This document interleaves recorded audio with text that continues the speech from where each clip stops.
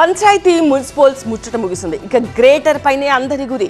అలాగే MPTC ZPTC ఎన్నికల నగారా ఎప్పుడనేది కూడా ఆసక్తికరంగా మారింది. ఇవి సహా బడ్జెట్ సమావేశాలపై ఇవాళ తెలంగాణ కేబినెట్ మీటింగ్ నుంచి క్లారిటీ వచ్చే అవకాశం ఉంది.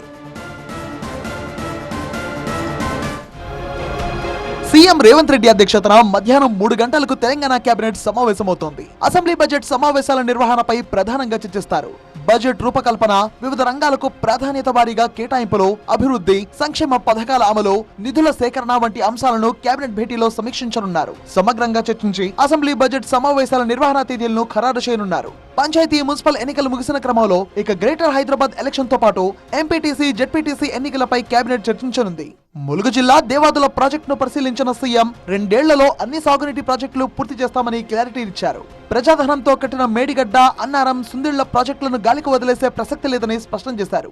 సో కేబినెట్ సమావేశంలో కూడా సాగునీటి ప్రాజెక్టులపై ప్రధానంగా చర్చ సాగనుంది. అలాగే 2వ విడత ఇందిరమ్మ ఇళ్లు, రైతు భరోసా నిధుల విడుదల, మెట్రో తొలి దశ టేక్ ఓవర్ పైన ఈ నిర్ణయం తీసుకునే అవకాశం ఉంది. వివిధ శాఖలు సిద్ధం చేసిన 100 రోజుల ప్రణాళికలకు కేబినెట్ ఆమోద ముద్ర వేయనుందని సమాచారం.